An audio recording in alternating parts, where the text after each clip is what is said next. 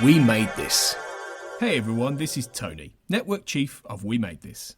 As you know, our podcast network brings together a brilliant assortment of talent who talk about all kinds of pop culture content, such as the episode you've just listened to or you're just about to listen to.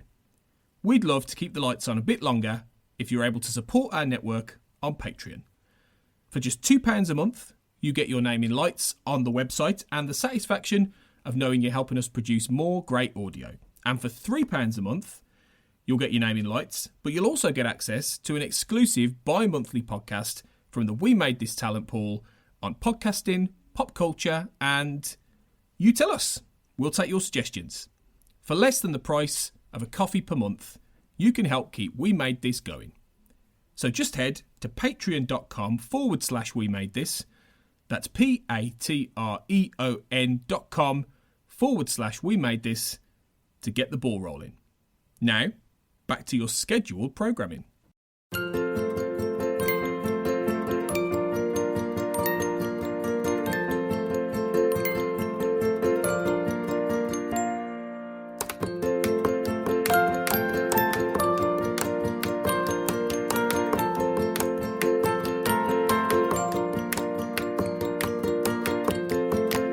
Hello and a warm welcome back to Rarely Going, the podcast dedicated to the Star Trek animated series Lower Decks, and also, starting soon, the Nickelodeon series Prodigy, only on the We Made This podcast network. I'm your host today, Luke Winch, and today we're going to break down the trailers for each of the respective Star Trek shows that were shown at the Comic-Con at Home last weekend. My co-host Craig McKenzie, he's currently on mission, tangled up in some pack-led political entanglement. So stepping in today, freshly beamed aboard the Cerritos, is my co-host of Make It So, actually. Kurt North, how are you? I'm good. Trailers. I like trailers. I like Star Trek. Like Kurt in 2000 in Faliraki, his eyes are open. Yes. Probably one of my favourite parts of the trailer, actually. Okay, we'll get to that. Yeah, we'll get to that. Yeah, it's good to be chatting with you. We haven't done a Make It So for quite a while for obvious reasons because it hasn't been on air. But and I missed the last the trailer that one. I actually did miss that one. Yes, so yes. I think we all need to get back to our ships and as quickly as possible so we can actually do the things we're meant to do rather than doing everyone else's. But, you know, it's good to have a wide variety of voices, isn't it, at the end of the day? It is, yes. And it is the Star Trek podverse. So, you know, if we hop around each of the ships every now and then just to fill in, then so be it. Absolutely. So, yeah, we're going to discuss the two trailers that dropped this last weekend. We'll start with Lower Decks. I didn't get to talk to you during the Lower Decks Season 1. What were your brief kind of thoughts on Season 1 of Lower Decks? Did you enjoy it? Did you enjoy the humour and the kind of reverential humour? I enjoyed it as it went on. Over the first couple of episodes, I struggled. I think I remember saying this to Duncan, because did I end up doing the last two episodes of the season? I think I did, didn't I?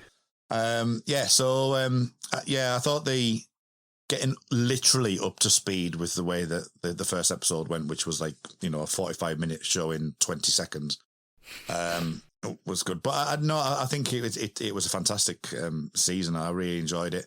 You know, coming back from Star Trek Picard, you know, Will Riker comes and saves the day again, which was great to see. But no, I think I really enjoyed it. I really enjoyed just the overall. It got better and better and better. The movie one, the ones where they kind of plagiarized the movies and stuff like that was really good. I really thought that was quite clever the way they did that.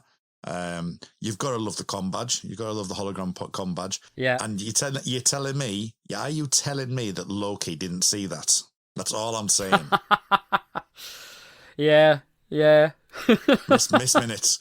Or maybe the way around for the comics. I don't know if the Miss Minutes is probably in the comics, so I'm just being facetious. But could be. But yeah, no, thoroughly enjoyable. Yes, I enjoyed the first season. Yeah. Well, I thought Mr. DNA from Jurassic Park came first, then probably the comm badge, and then Miss Minutes. Maybe I don't know, but yeah, possibly. Yeah.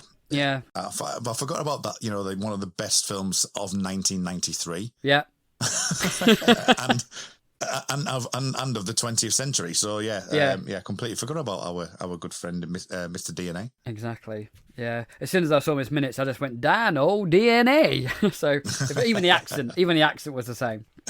Anyway, brilliant. I digress away from Star Trek. Yeah, so Lower Decks, I think they had a very short teaser a while ago, April I think it came out, but this is a bit more of a longer trailer, about 2.5 minutes.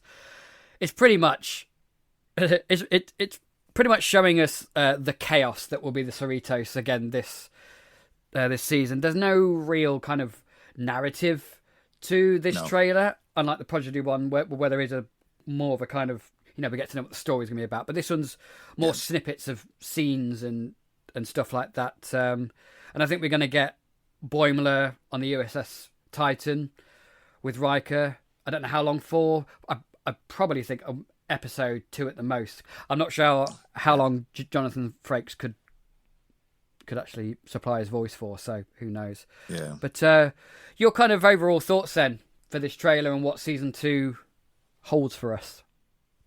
Yeah, pretty much exactly the same as what you've said, really. I've got a lot more to say about Prodigy, and I was really surprised by that.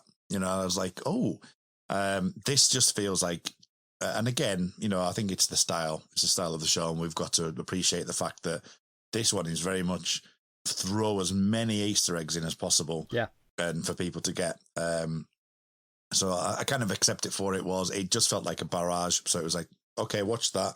I'll have to watch that again in slow motion. What can I pick out? And what I've purposely did with this viewing of it is I've tried to avoid any kind of reviews or recaps or any kind of people looking over, because I think it's a bit unfair to because I know for a fact that there's some stuff that I have seen in the ether, because I am on Twitter and things do pop up, which I would never get in a million years. There's there's things like a particular thing that Spock carries that I wouldn't have got, so things like that, and some of the animated stuff as well from the Star Trek animated show.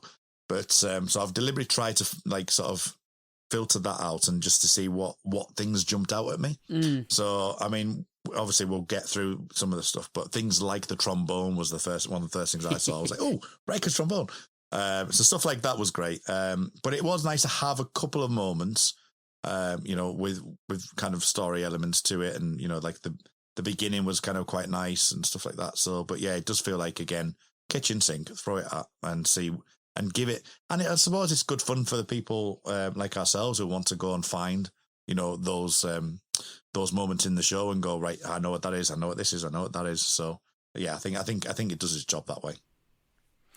Yeah, I've done the same as you. I've tried to stay clear of all the kind of trailer breakdowns and the various websites, because the last thing I want to do is reel off a load of stuff that another article's already reeled off. So what I did notice, a few things that jumped out at me. I like the running joke about the Lower Decks team. One of them gets promoted and then swiftly demoted for some reason, because you've got to keep that status quo, haven't you? You've got to keep these guys, the ensigns and the engineers and Lower Decks, otherwise the show premise is kind of cracked up, really.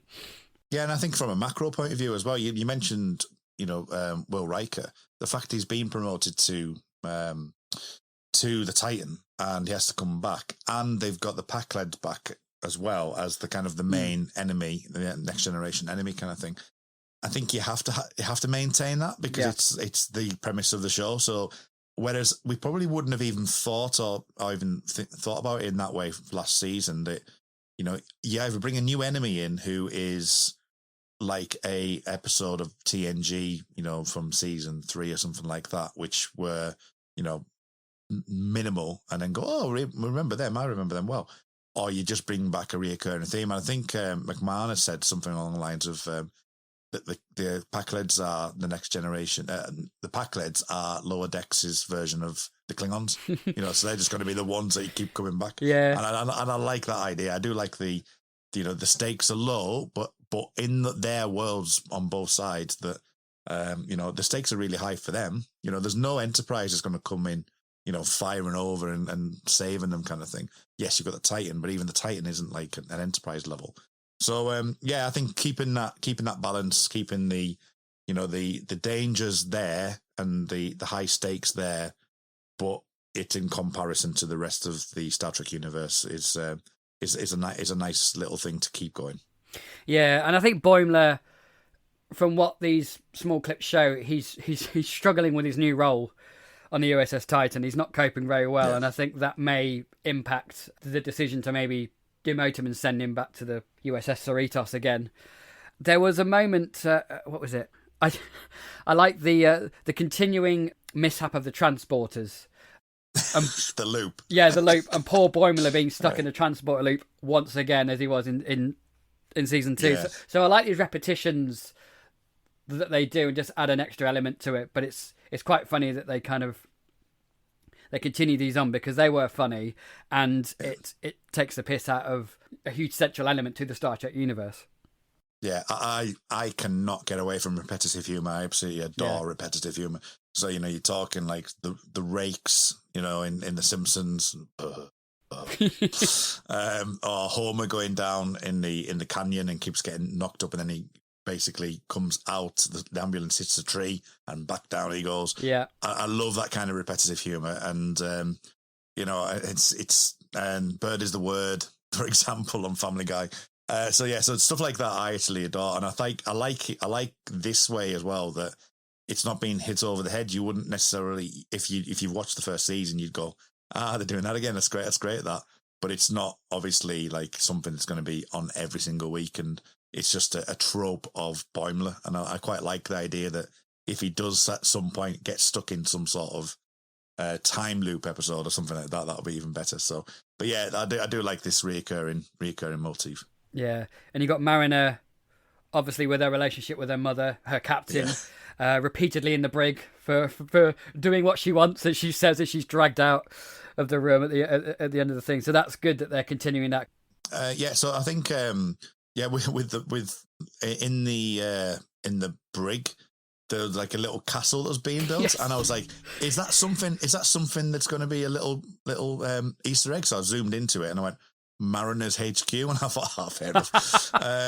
And as you say, the scene at the end, it says, I love you, which is like a nice progression, but at the same time, it's her scene, her comments right at the very end. I can't remember exactly what she said now, but it was just like a classic, mother-daughter relationship now it's out in the open. So a nice progression to see there, but also the same humour as well. Yeah, I love you. Pay attention next time, and it's like, no, do what I want. It's like that. Yeah, that's it. Yeah. Yeah, very good. There seems to be quite a few scenes on a large casino planet. Could this be Free Cloud? Could we be having our first Star Trek Picard reference? Our reference outside the 90s era? We could. I'm thinking maybe not, because I remember when we were talking about Star Trek Picard about Quark is obviously, it's franchising out, and I'm wondering if the scene that, as I say, with the casino with the what were they called from Tapestry? Nausicaans. Nausicaans. Yeah, I was going to say Nausicaans. Whether or not that's the same area, and it could be Free Cloud, or it could be somewhere else. It'd be. I'm intrigued to see where that is. I'm just conscious that would they really go to Free Cloud? Would they really make that gigantic a push to go there, or is it just the fact that? And I think from a narrative point of view, having another Quarks on another casino planet would be great. Yeah, it would be. It would be. It would. I mean, it would be quite fun if they did, because I think the writers might do something quite funny with it. And if they really poke the fun out of some element of Star Trek Picard, that would also be quite funny. Boimler doing a fake Spanish accent or something. Yeah, some terrible accent. Yeah, if they do that, right? If they do that, hands down, I would applaud them, because that would be fantastic if they do that. If they mock Star Trek Picard season 1 to that degree, that would be fantastic. Just a little nudge. I love that. If they do that, Lower Decks can continue for many, many seasons on, for all I care. That should be brilliant. Oh, wee. Yeah. So we get introduced to, as we briefly alluded to earlier on, we get our introduction to, I think it's going to be the new security officer, the child of Tamara, made famous in TNG's season 5 episode Darmok. They could have a lot of fun with this. They could have a lot of Yeah. fun with this. Yeah, it's anyone can have fun, in Falaraki in 2000, but that's another story. But yeah, I think it's an interesting move. That one of the things I did see slip out, I never saw this, was the fact that Shax is in the scene with the creature that's like talking to the crew. That Shax and him are both in the same scene. So whether or not that's so I don't know with Shax being dead, how that maybe comes around. That'll be interesting to see what they do with that, or is it just an Easter egg that they're going to just drop, or is it a mistake? So we'll see how that goes. But using metaphors is certainly going to be an interesting one. I was trying to go through some stuff today, and just started thinking, oh damn, how can we look at this? And I found someone on YouTube, and I must apologise, I can't remember who it was now. And it was maybe, recorded a few years back or something like that. And he was talking about the ideas of the metaphors. He was talking specifically about the Darmok episode. And, it's like saying when, if we had a perfect metaphor for something like, we need to fire the torpedoes or something. See, and he mentioned like the white of the eye, seeing the white of the eyes of somebody. Yeah. So it's like, so that sort of thing. I think personally, I think they'll have a lot of fun with it. I don't know how much legs it will have in it personally, because it could get quite complicated and quite what they're getting at. And I think it might just be a play more on people not understanding what he's saying more than actually what he's saying. So I think it might come to some, maybe thinking through this, maybe some fun moments with what he says and how that reacts with the crew. That potentially where they might go with that. Yeah, I mean, the scene where he walks in, he kind of walks onto the bridge and says something like, somebody met the 9 or something like that. And they all stand there like in silence because they don't understand anything. So, but if with Shax possibly coming back, then maybe this Child of Tomorrow might be a short-lived thing. He might just be in for an episode or two, and then Shax might come back and resume his role of security chief. Yeah, so, that's a good shout. That's a good shout. That actually, I think, that could be potentially something, or they actually have him. They just have him as an extra member of the crew. Or even Shax might only be back for himself, so for one episode. So there's a lot of possibilities. He might just pop up in an episode and just say one metaphor and then disappear and not be in the rest of the episode again. He'll just pop up on the screen, like break the fourth wall. What was he called again? What was he called again? I can't remember what he's called. I'll have to look at my notes. Where is he? I can't see what he's got. Oh, he's here, isn't he? Sorry. Kayshawn. Kayshawn, that's his name. Lieutenant Kayshawn. I can imagine the saying, like, so if he does go, that they'll say, like, they will just make a joke of the fact, the time of Kayshawn. or something like after the fact. So, but we shall see. We shall see. Yeah. One reveal that we had was the Tom Paris commemorative plate. Oh, well, I've got a lot to say about this. Continue. Right, so that instantly jumped out at me. I do love the fact that they brought Tom Paris in for this. And the first thing I did, and it was literally like, I'm pausing the YouTube video. I was like, whoa, I think I've got a plate like that. And I went, I got up, and I'm not a collector by any stretch of the imagination. I would have received this Hamilton plate literally as a Christmas present. And I think at the time I was in my teenage years. I've got the best of both worlds, Star Trek Picard, Next Generation plate. And I was like, why has my mum bought me this for? And I've kind of stored it away. And I saw it. I was like, right, I've got to find this plate. I have to find this plate. Where is it? I've searched high and low, and I kind of half remembered where it was. It's in the cupboard where all my DS9 videos are. Brilliant. I've got loads of VHS DS9 videos. So I was like, right, I'm going to find it. Got it out, took a picture. I think I can put it on our group thing behind the scenes. Yeah. And I was like, that is fantastic. I absolutely love the fact that they've done that. And not only that, they've now getting it on sale. So Brilliant. it's gonna be a Tom Paris thing.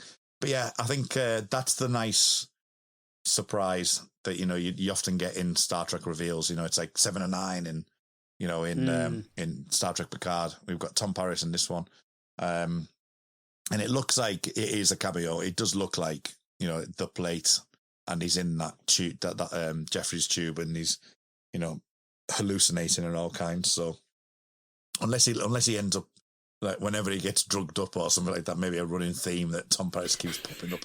But yeah, I thought that was great, and it was fantastic. Yeah, it's a great meta reference to put in there. It's really good. Yeah. And I think the the hallucinations are probably to do with the fumes in the tube, which is what Paris actually tells him. So it's like, you are talking to a plate, after all.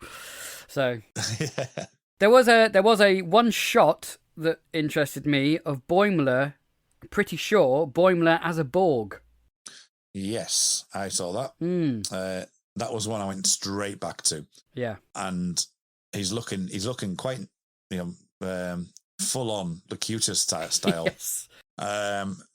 So again, you just don't know. There is what looks like various different characters in the background as well, but the non-distincts. Can't tell who they are.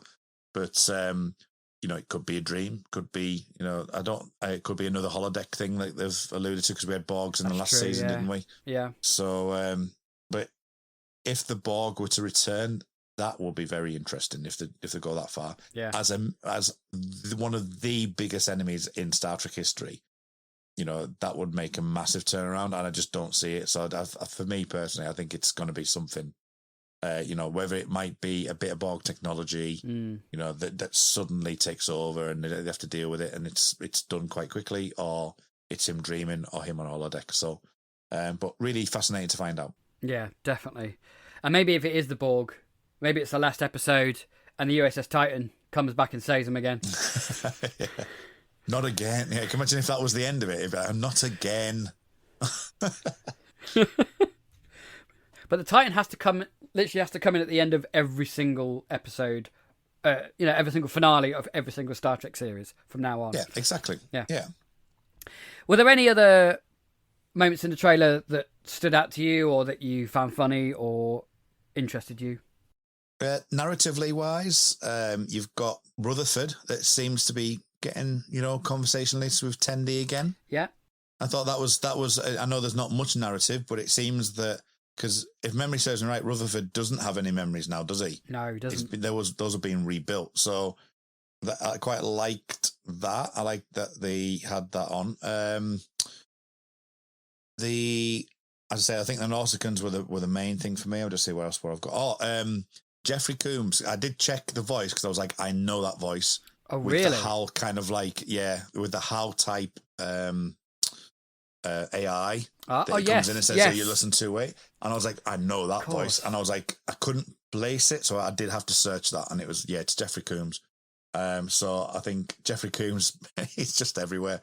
And it was very, very HAL-like, with the red light, and, it's kind of got like a bit of a face to it as well, which kind of looks, it hasn't got a face, but the way that actually the box is designed, it looks like it's got a mouth. So that I thought that was good. And throwing a slight insult to Mariner, but in a very deadpan voice. Yeah. And I like I do like the conversation as well, where they're talking about the brain, and they says the skin, love that. and it's like, I just thought it was fantastic. Yeah. But other than that, no, I think you mentioned about the casino stuff, which I was quite happy with. There is stuff that I've seen. There's a painting in that area, which is some sort of museum or something like that. I didn't personally see this, but it's from another Next Generation episode, The Matter of Perspective. Okay. I remember the episode. Wow. It's the episode where they keep replaying stuff, and it's a matter of happenstance that happens with they keep replaying stuff because they're accusing Riker of killing the Doctor. Right. Yeah. And it's a bit and surprising and actually, strangely enough, Tom Paris was in the same sort of boat as well in Voyager in one episode. But there's this Volvism or something, painting, and I can remember the episode. I cannot remember the painting. So well done for everyone else that knows that. I'm like, I know that. Actually, that's an episode I wouldn't say go to a lot, but if it's on, I'll watch it. And I do not remember that painting. So yeah, there was that. I think the trombone I mentioned. And the crystalline entity. Sort of when the Cerritos is going through, it looks like a crystalline entity. Oh, yes. Thing. So that was I thought that was okay. And I got things mixed up, I must admit, in my head, because I saw the Cardassian and thought the Four Lights thing, but that was in the teaser, wasn't it, from the first teaser? Yes, but I think that might be in the same room. It might be in the same room, because Marin is having a bit of fight with the Kardashian, and it looks like it's in the same room as the Four Lights room. Yeah. But that's all I managed to pick up on. I think the other things that are in there that I've heard about is like the same scene with Shax and Keishon, is that the characters from the animated series, and I'm sure there's other things, but that other than that, that's kind of what I've seen in the little trailer. So yeah, but looking forward to it now. I'm actually really looking forward to it. It's kind of with everything else going on with the the Marvel universe and stuff like that. That's kept me busy. So the fact that this is 2 weeks out is quite like, oh, that's quick. So yes, I'm really looking forward to this now. Yeah, I am as well. I'm really looking forward to it, and I'm looking forward to podcasting about it again. I think there'll be a lot of fun to be had, because it was in season 1. You know, as you said, it took a couple of episodes to get into it, to probably get used to the speed of it, and I think this time we might be able to go in and enjoy it much more easier. The first time, just let it roll on and roll through. Yeah, absolutely.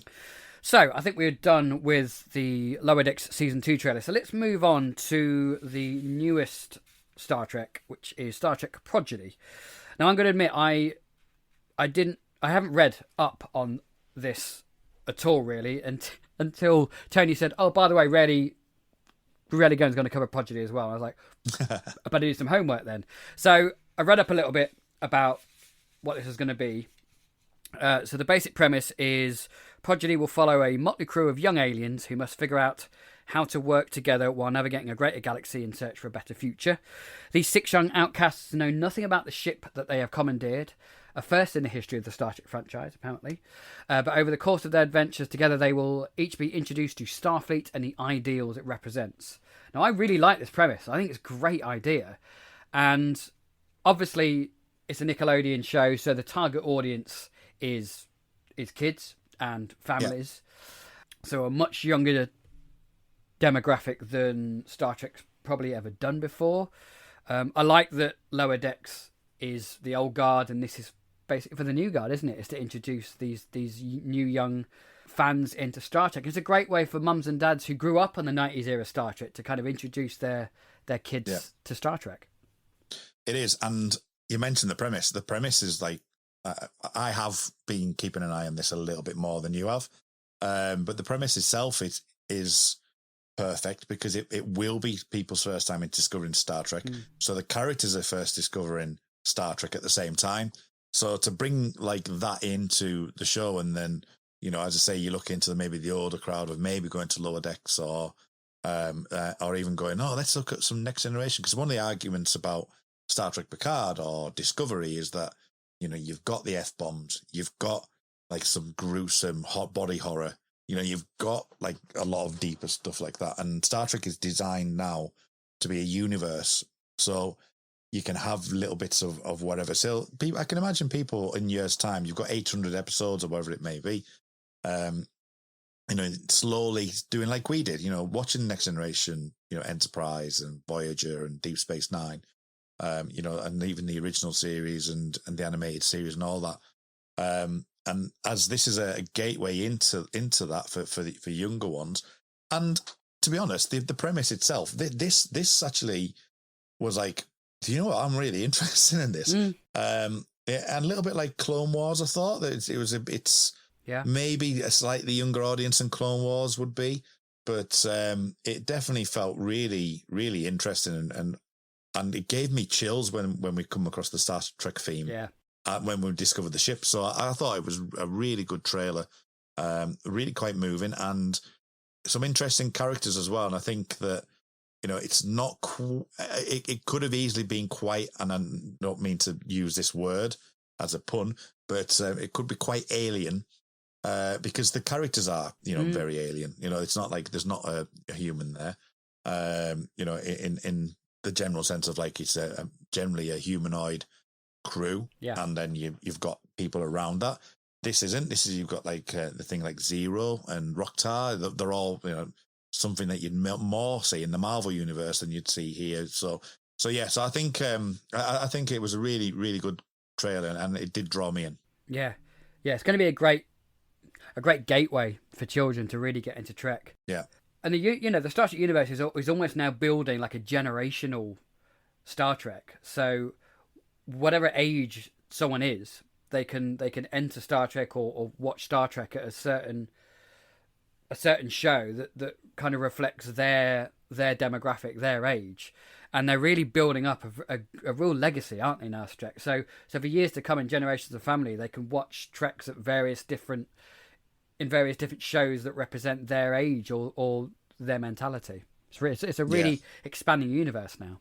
It is, and as strange as it sounds, this is the more of the stuff that's intriguing me than the Discoveries and the Picards of this world. Now, don't get me wrong, and I know you had quite a really good defensive thing on Star Trek Picard season 2 trailer. I'm not as enthused, and I'm a huge, as you know, Picard fan. I'm not as enthused about where Star Trek Picard's going. I much would rather have seen a continuation, a deeper view, a more dystopic view. But I naturally like things like Blade Runner and stuff like that, personally. Anyway, so I'm more of a dystopic person anyway. And you think, why do you watch Star Trek? And I don't know. But I love that stuff too, as well. I mean, Blade Runner, the original film, is one of my all-time favorite science fiction films ever. Yeah. But I would have liked to have seen that, the Picard, the shining light within the darkness thing. But it's, I think, I know I'm not going on to a Star Trek Picard thing here, but I'm more enthused by this. And this is more, and strangely enough, this is more like, as I say, more like a wonderment, like Star Trek used to be. It's like, let's go and discover strange new worlds, with this ragtag crew, which are youngsters who are learning the universe. And I think the end scene on this trailer where Dow goes, there's more stars than I thought there was going to be. Really sums it up, and it's also beautifully drawn. I mean, whether it's computer generated or not, but the actual style of the show is it's really nice as well. So I'm actually really enthused more for this at the moment. I mean, don't get me wrong, I will get into Star Trek Picard. Picard is my guy. But at the moment, I am really, really excited to see where Prodigy goes. I'm kind of with you, I think, because I mean, as I said, I hadn't looked at Prodigy at all, and I watched the trailer, and I got goosebumps at the end of it. I really did, with the ship and the Star Trek fanfare going. Jerry Goldsmith's beautiful fanfare.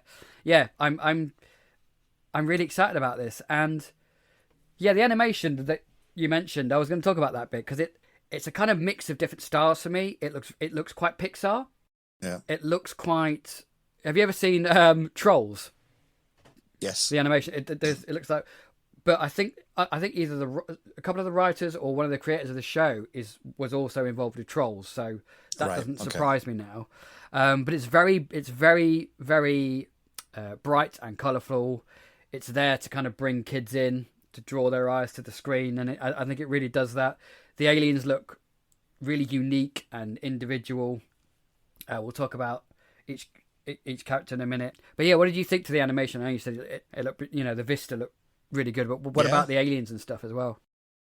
Yeah, I think, as I say, I think you've got like some Zero, and as I say, I think it's the Roktar, kind of thing. Which when I first saw this pop up, I was like, because they were all on white backgrounds, so it was like literally just the figures. I was like, I'm not 100% sure. Thought it'd be an interesting one. If it's a kids thing, then great. I've got no aversion to it being a problem. And everyone can have the Trek. It's not a problem to me whatsoever. But seeing them in the universe that they're going to be in makes a big difference. And it fits. Everything seems to fit. And you're right. Like I mentioned, Clone Wars. There's a bit where where I think Dal holds the hand out to the girl. I can't remember what she's called now. Gwyn. Gwyn, yeah. And they both hold the hands, and that's very Clone Wars-y, kind of feel to it. It felt like the Clone Wars would be in there. And yeah, I just felt it seemed to be really interesting. I thought it was intriguing that we didn't get to see Janeway, unfortunately, but yeah, I think the style was great, and obviously the ship as well. The actual ship looked great as well, and it fits in with the universe being an NX class, which is I don't think we've seen since Enterprise. The fact that an NX, so I don't think we have seen anything from an NX class, and I had to quickly look at this because I was like, have we seen another NX somewhere? Has it been in any other shows and stuff? And what does the NX kind of mean? Because I'm not that au fait with the ships, to be honest with you. I just tend to go, oh, they look pretty. Yeah. I love it when nacelles are underneath the little saucer section. I love those ships. Then get the little squares on the top. But I couldn't tell you what class they are. There's a Miranda class, which I remember from, I think, Rafa Khan. And everyone's going to be shouting at me out now. We're just going, get him off the podcast. Mike Slammer can reel off ship classes like nobody's business. I'm like, how do you know this?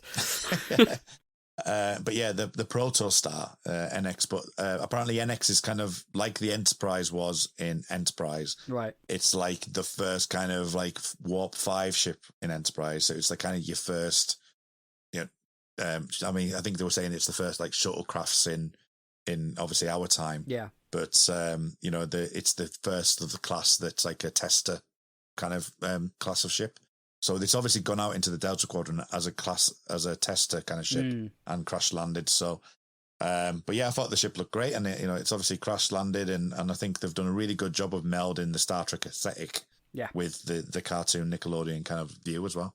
Yeah, the ship looks quite sleek in the way that Discovery is quite sleek. Yeah. So it's a little flatter on its kind of profile because you see it go through that canyon, don't you, on its side like that. I like the blue. Yeah, the kind of blue very reminiscent of Star Trek Into Darkness. Yes, it is definitely, and the big kind of window as well that J.J. Abrams introduced to the ship. Just this big glass window instead of a piddly little screen. Yeah. So we got these characters. So correct me if I'm wrong, but Dal is the young kid. I don't know what alien he is. I've done a bit of research, but he's the only character and it doesn't tell me what species it is. So that's a mystery at the minute. Zero, as you mentioned, is a Medusan, which is a non-corporeal race from the original series, seen in an episode called "Is There in Truth No Beauty?" And apparently he has to be in this encounter suit, basically, which makes him look like a robot, but he's not. He's actually a kind of energy being inside. Right. Well, there you go. Yeah, I did not have any idea that was another species from another show. So that's interesting. Yeah, I didn't realize that, but that's fantastic. So that'll be interesting. Roktak, which you mentioned, is a species called Brickar. Sorry, just so Zero basically a Dalek. Is that what we're saying? Yeah, basically. Yeah. Okay. So it just dawned on me after you started. But a much nicer, cuddlier version of a Dalek. It's not going to exterminate you. Okay. Yeah, Roktak is an alien race called the Brickar. I don't think I've ever heard of them. I didn't see if it was from any of the TV series. It might be from the literature. I don't know, but I've not seen it referenced. And then we got Yankom Pog, who's a Tellarite. We've come across Tellarites before. Yeah, most notable for me that I can recall is in Enterprise. Yes, I remember Tellarite. I think it was in season 3 of Enterprise that Tellarites were in. Yeah, and I think if memory serves me right, just from the season 3 of Discovery as well, I think there was one that was there, but I think I only know that because they rhymed off all the different species. But yeah, Enterprise is the one I remember. Yeah, a Tellarite being. Wasn't there a Tellarite in the Mirror Universe in Discovery who was part of the alliance of aliens against the Terrans? I can't remember. Yeah, potentially. Yeah, that might be it. Yeah. So that's the character called Yankom Pog, and he has a companion with him, which I think is going to be a hit with the kids, called Merv or Murph. I think the kids are going to love him, and I'm predicting a couple of months before Cuddly Toy that one comes out. Yeah. Do you think it's going to be like a Jar Jar Binks or an R2D2? I think it'd be I'm a bit hoping more for an R2D2, but like some sort of gelatinous version. Yeah. It's more like, they'll make them noises, and that's all you'll get. But we'll save the day and do all these cute little things. I think that's where it's designed, a bit like the Pogs as well. Yes. Even though the Pogs don't do anything in Star Wars, but they're there and they're cute, aren't they? So. Yeah. Who's in the J.J. Abrams film? Who's Scotty's little friend who's with him all the time in engineering? Oh, now you're asking. Get down. Yeah. that's all. So, yeah, I can't think off the top of my head. Yeah, him. Yeah. Rocktat looks a little bit like him, but I don't know if that guy in the Abrams films is a Brickar or not. Right. Without looking. And then we got Gwyn, who apparently is a brand new alien race called the Vor Nakat. So brand new race that they're inventing. So that'll be interesting to see if we maybe discover a little bit about the cultural side of that race. But she also seems to be a little bit older than the rest. Maybe she's an adult or a bit wiser. It might be a bit of a mentor for. So this is I literally just before we came on just grabbed the information for them, and the information I got was that Gwyn is 17 years old. Oh, okay, so the same age as Dal then. Okay. Yeah. Okay, that's funny.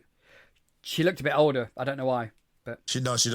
I thought that. I thought she was like slightly older than that. Maybe we get. I know I keep going back to Star Wars. What am I doing talking about Star Wars on a bloody Star Trek podcast? As long as if we don't get a Padme kind of situation, then I'll be happy. Yeah. Yeah, we don't want that. We really don't want that. We don't want that. We don't want that. So that's fine. We're all right. We're happy. 17 years old. They're both 17 from the looks of it. So cool. So it looks as though they're going to escape whichever planet they're on with this USS Protostar. They're going to have to learn the ropes as they go along. So, it should make it quite fun. I really like the idea of them being introduced to Starfleet and the ideals and the morals and the code that Starfleet has. So that'll be and I think this kind of moralistic story that Star Trek's always done will be great on the level of younger viewers, and to kind of instill this, not being preachy, but instilling this kind of moralistic tale that Star Trek's done throughout its time, really. Yeah, no, I think you're right. I think it's the perfect vessel is literally, as I say, the way they've done it makes complete sense now. When we even thought about having a show like this, why everyone in the universe didn't think this is the perfect way. Make them find a ship and then learn the stuff on the ship. Yeah. And learn of the parables and the morals and the things. As I say, without being preachy, because it can be just as, I've learned something today kind of situation. Which is fine. What have we learned today, kids? Which is fine. I mean, we've got Janeway to get them through, the hologrammatic Janeway. So that'll be interesting itself, and just how they make use of her. The only thing I would say, I had something actually that I was going to say, and I can't remember what it was now. Yes, that was it. So, and it's been in my head for a while now. The only thing I would say, and it's purely just me being really kind of like, what's the word? I'm trying to think what the word would be. I'm just, again, being, I think without a lack of a better term, facetious about this. How on earth do kids get, with all the security protocols on a starship, control of that said starship? Yeah. It's just like, surely there'll be security controls on that ship. I know it's crashed, and if they bring that up, I think that'll be really good, the way that, we can help you get back home kind of thing, which should be fantastic. Yeah. But it's like, I know they'll brush over that because it's just the way that will work. Yeah. But I was like, yeah. And Star Trek has, on occasion, they're not very good at security protocols anyway. So, how many times has a ship been taken over? You know what I mean? So, but yeah, that would be my only gripe, is like, we found this ship in the middle of nowhere, and, within, wherever it may be, they find a hologram and start to use it. Just how did they manage to get around the security protocols? But, that's me being facetious. So, and that's not a critique. It's me just going, it's a bit of fun. Because that then highlights the question of where is the original crew. It does, doesn't it? Yeah. I mean, it's a kids' program, so they're obviously not going to find corpses strewn all over the ship's bridge. But it'll be interesting to having said that though, I have just before I came on, I saw someone somewhere, a lot experty more than I am, saying that they reckon it's about the size of the Defiant. Okay. So it's not a massive ship, and someone had mentioned that on the bottom of the ship there's like a hatch that you can walk into. Right. So is it an unmanned ship in the first place? It might have just been an unmanned one with a couple of holograms on board.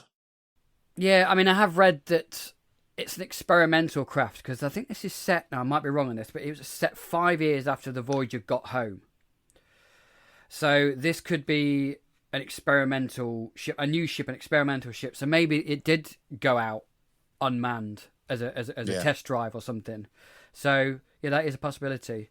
But whether or not they cover this in the program, I don't think they will, because I think if you go too deep into details that us adults want to have explained, I think the kids might lose focus a bit. So yeah, you could easily have a novel.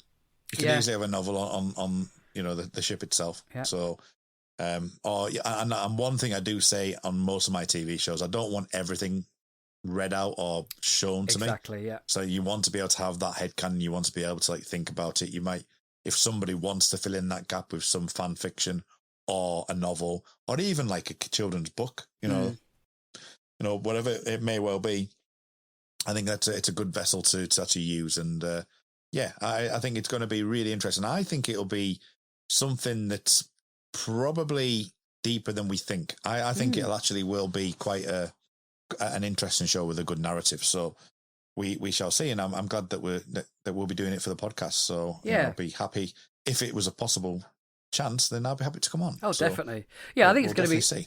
I think you're right. I think we're hoping we're going to be pleasantly surprised by this, about how much we as adults are going to be drawn in by Prodigy. So I'm really looking forward to watching it, actually. And I know there'll be, as usual, the social media detractors, the angry white Star Trek fans. This isn't my Trek. Well, it's not, mate, because it's not targeted at you. So shut up. Go get back in your box. But I think it's going to be great. And I think it's great that, as I said, that they're doing this generational thing, and they're reaching out to a wider range of demographics. I think it's a great move. Absolutely. Is there anything else you want to say about Prodigy? Or I think we've covered quite a lot there for the 60-second trailer it was. Yeah, 60 seconds. It was a good 60 seconds. Looks great. Had some great visuals. I really dug the narrative and what they've shown to us so far. And they've almost given a hero story already to Dahl.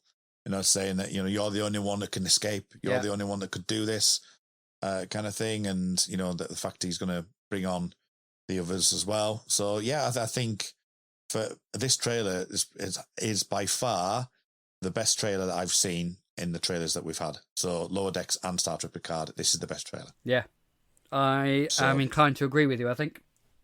Yep. Even though I was intrepid in my defence of the Picard, Star Trek Picard season 2 trailer. I think I'm going to be disappointed, but never mind. That's another podcast and another story. It is, and one we'll get to eventually. We will eventually.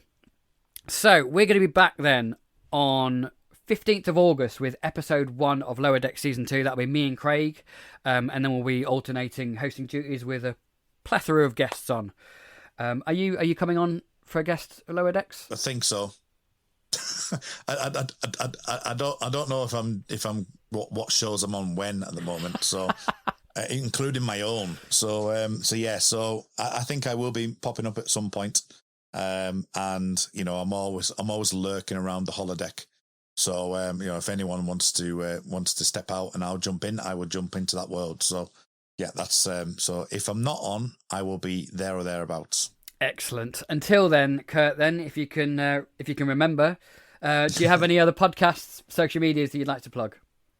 I do. So we are on season 7 of the X-Files on the Xcast. That's the X_cast on Twitter. You can find my Time Is Now podcast, which is a podcast on the 1996 and 1999 show Millennium, which is very dark, not at all utopian whatsoever. And that's at the Time Is Now pod. Find me on Red Dwarf. That's another sci-fi show. Good sci-fi comedy, British sitcom. Red Dwarf, and you can find that Shipwrecked and Comatose at Red Dwarf Pod. And you can find myself personally on Twitter at rmuldrake. It's RMULDRAKE. You can also find me on Instagram now, although I'm not posting as much on there. I am trying to make it work and put some pictures on. But to be fair, I've got so much going on that I don't tend to post too much, and I need to do more. But you can find that at rmuldrake as well. Excellent. Not busy at all then? Not busy at all. No. You know, it's been a pleasure to be able to actually go, do you know what? I've got a bit of spare time. I'll come and do a podcast rather than I've got a podcast tomorrow. Yeah. Oh, dear. You can find me on various different podcasts as well. You can find me as host of Observing the Pattern, which is the We Made This Fringe podcast. We are currently drawing close to the end of season 3. I think we've got 9 or 10 episodes left of that. And then we'll be taking a short break. As we mentioned quite a few times, I co-host Make It So with Kurt, and we should be coming back soon, I think. I don't know when, but soon. I think we might have a supplementary episode or 2, but then I think season 2 will start January, I think, is the target that they're aiming for, so we should be back with that. Yeah, strangely enough, I was talking to our co-host on the Red Dwarf podcast about what we're doing for season 6, and we've pushed it back to next year. And I was thinking that was miles off, and then I realised actually we're at the end of July. so it's like it's not a mile off, is it? It's no. Not. It's not. We're halfway through the year. So it's, January will soon come around as well with everything else going on. Yeah, exactly. You can find me on and off of podcast 616, which is our Marvel Universe podcast. I'm not on there as much at the minute, but I am popping in for a couple of films that are coming up in the next year or so. I'm also recording 2 other podcast projects, which are classified at the minute, so I can't say anything on air. But they will be coming to you. One of them will be coming to you soon. One of them will not be coming to you for a very long time. But that's all I'm giving you. So I'm not going to tell you about the podcast we've got lined up in 2024 then. So I better not mention that one. No. But this one's not actually. I'll leave it alone. This one's not actually that far off of that date either. Anyway. Okay. Right. Thank you guys for joining us for another episode. And remember, we are part of the We Made This podcast network. Please subscribe to Rarely Going and give us a rating and review on Apple Podcasts. Just remember the Twitter handle for that is Jean-Luc Podard. That's Make It So and Rarely Going on the same Twitter handle. So please follow us there. If you want to help out the network, please consider supporting us on Patreon, and you can go to patreon.com/We Made This.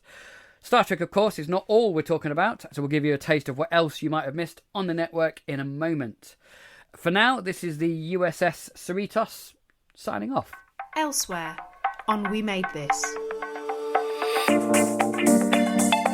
The X-Cast, an X-Files podcast. One of the interesting things about Carter's work as a writer and director, and again, this is something that I consider, personally, I'm not speaking as anybody with any theological expertise, to be clear, but just something that when I see it in his work, I think this is something I associate with Catholicism and my religious faith, or the religious faith I used to have and kind of still never really kind of let go of, is Carter's preoccupation with the idea of sin, redemption, and in particular forgiveness.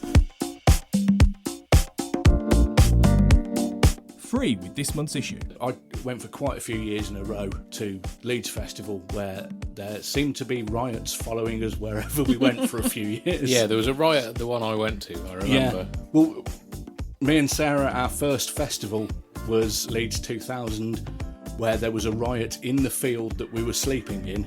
Because sleep is important and nothing is going to get in the way of my sleep. I need to clarify this. We decided that if we didn't open the tent and look outside, we would be okay. Yeah. And then the next morning, opened the tent, and surrounding our tent were burnt tents and an entire row of toilet cubicles that had been burnt to the ground. Wow. So I like to think they thought, wow, if they think this is not worth leaving the tent for, we don't want to mess with these people. Yeah, absolutely. Yeah. They're that committed to sleep. Let's not with them. They must be serious business.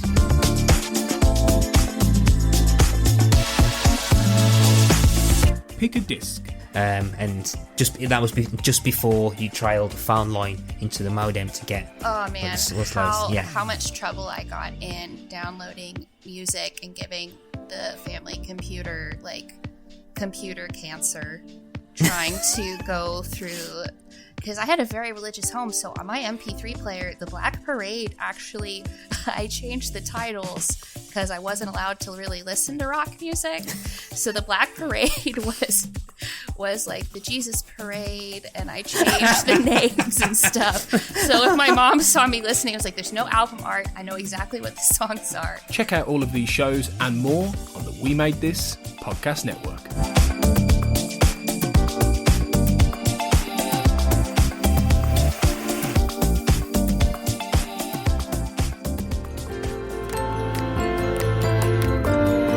Rarely Going, a Star Trek Lower Decks podcast, is produced and hosted by Craig McKenzie and Tony Black, and is part of the We Made Treks podcast network. You can find Craig on Twitter at Nemesis4909 and Tony at AJ Blackwriter. You can also find the network on our website, WeMadeTreks.com, on Twitter and Instagram at WeMadeTreks, our page on Facebook by searching We Made Treks in the search bar, and why not join our Facebook community group for more in-depth discussion? Just type into the search bar The Nexus, We Made Treks listeners community, and we'll see you there. Thanks for listening.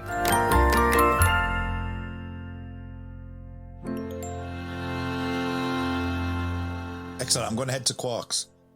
If you want to have a drink, Oh, yeah. come to Quarks with me.